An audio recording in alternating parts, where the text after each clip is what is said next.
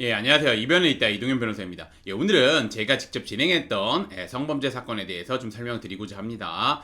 저 같은 경우는 대한변협에 형사 전문 변호사로 등록되어 있고 형사사건 중에서 성범죄 사건, 마약 사건을 주로 다루고 있습니다. 특히 성범죄 관련해 가지고는 여러 기관이나 기구에 자문이나 고문 역할을 하고 있고 굉장히 많은 성범죄 사건 진행했고 현재도 굉장히 많은 성범죄 사건 진행하고 있습니다.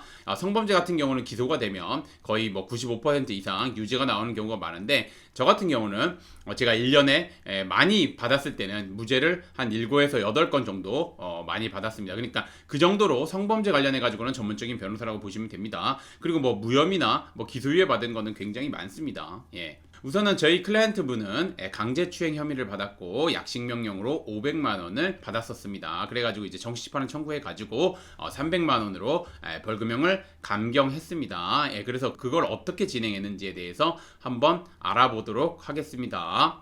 사건의 개요 한번 보도록 하겠습니다. A씨는 회식을 한 뒤 집으로 걸어가고 있었습니다. 그러던 중 A씨는 술 기운에 앞에 걷고 있던 여성의 엉덩이 부위를 만지게 되었습니다. 그로부터 며칠 뒤 A씨는 수사기관으로부터 강제추행 혐의로 조사를 받으러 나오라는 연락을 받게 되었습니다.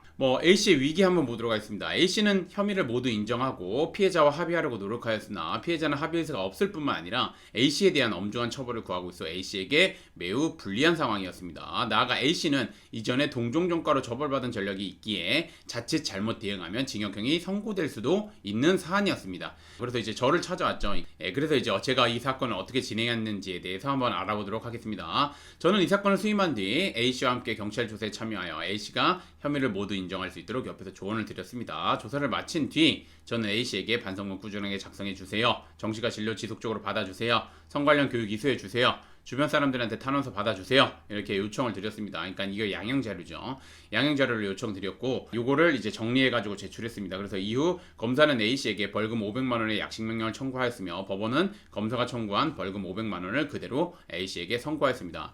그래서 여기까지 받았어도 굉장히 잘 나왔던 사안입니다. 왜냐면 A씨는 동종전과가 있기 때문에, 그리고 그 전과도 뭐 당시에는 죄질이 안 좋다 해서 초범일 때 좀 세게 받았었습니다. 그래서 이 사안 같은 경우도 동종이다 보니 자칫 잘못 대응하면 징역형이 선고될 수도 있는 사안이었습니다. 근데 이제 적극적으로 대응해서 징명령으로 벌금 500만 원으로 정리가 됐는데, 여기에다가 제가 벌금을 좀 더 줄여보자는 취지로 이제 정식재판을 청구하자고 요청을 드렸고 A씨도 그거에 대해서 받아들여 가지고 이렇게 한번 진행해 봤습니다. 이제 여러 양형 자료를 바탕으로 A씨는 반성하고 있다는 점, A씨는 피해자와 합의하지 못했으나 합의를 위해 최선의 노력을 다하고 있다는 점, A씨는 성 관련 교육을 이수하고 정신과 진료를 받는 등 재범을 저지르지 않기 위해 노력하고 있다는 점 등을 적극적으로 어필하면서 벌금형을 감액해달라고, 즉 500만 원을 좀더 경하게 감액해달라는 내용의 변호인 의견서를 제출했습니다. 그래서 결국 법원은 A씨에게 벌금 300만 원을 선고하였습니다.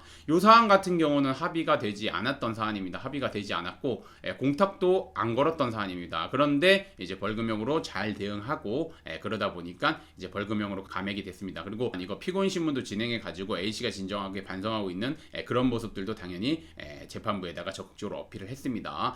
그래 가지고 결국 벌금 500만 원에서 벌금 300만 원으로 감액을 하였습니다. 그래서 이제 제가 사안을 좀 정리를 해보면, 이제 강제추행 혐의는 자칫 잘못하면 징역형이 선고될 수도 있습니다. 그리고 요즘 초범인 경우에도 징역형 선고되는 경우도 있고 재범인 경우에는 징역형 가능성 굉장히 높아지죠. 그래서 이제 섣불리 대응해서는 안 됩니다. 특히나 성범죄 같은 경우는. 그래서 제가 당부드리지만 성범죄 혐의를 받고 있다면 변호사님과 함께 대응할 필요가 있고, 성범죄 혐의를 받고 있는 경우 혐의를 인정한다 하더라도 변호사님의 도움을 받으셔야 됩니다. 본 사안도 자칫 잘못하면 징역형이 선고될 수도 있는 사안이었습니다. 특히나 피해자는 처벌을 강하게 원하는 상황이었고 합의도 되지 않은 상황이었습니다. 재범임에도 불구하고 벌금형으로 약식명령이 나왔고 그 벌금형에 대해서도 감액을 받았던 사안입니다. 그래서 이렇게 초기부터 이제 전문적인 변호사랑 적극적으로 대응을 하면 좋은 결과 도출할 수 있으니까 변호사님과 함께 대응할 필요 있다는 거 말씀드리면서, 그러면 이제 변호사님 선임하실 때 어떤 변호사님 선임해야 되는지에 대해서 알아보도록 하겠습니다. 성범죄 관련해 가지고 변호사를 선임하실 때는 성범죄 관련 전문 변호사님, 그리고 이제 대한변협에 등록돼 있는 형사 전문 변호사님, 그리고 성범죄 사건을 많이 다뤄보고 그 다뤄본 결과에서 많은 좋은 결과를 도출해낸 변호사님을 선임하시는 게 맞습니다. 그리고 무엇보다 중요한 건 변호사님이 직접 의뢰인분과 소통을 하고 상담하신 변호사님이랑 사건을 담당하시는 변호사님이 동일한 변호사님을 선임하시는 게 맞습니다. 그래서 제가 그런 거는 좀 당부드리고, 저 같은 경우는 이제 정말 그 뭐 진짜 여태까지 제가 진행한 것만 해도 수백 건 수천 건 성범죄 사건 진행했었고, 뭐 제가 왜냐면 1년에 뭐 몇백 건씩 진행을 하니까, 그리고 이제 그 안에서 정말 이제 뭐 좀 강한, 그러니까 뭐 말 그대로 처벌 수위가 강한 것도 보통 기소가 되면은 이제 그 무죄 받기가 쉽지 않은데 무죄 받은 것도 굉장히 많습니다. 나중에 이제 확인해 보시면 아실 겁니다. 그래서 만약에 저의 도움을 받고 싶다고 하시면 여기 연락처로 연락을 주시면 됩니다. 예, 오늘의 주제는 여기까지 마치고 저는 이변은 있다의 이동현 변호사였습니다. 예, 감사합니다.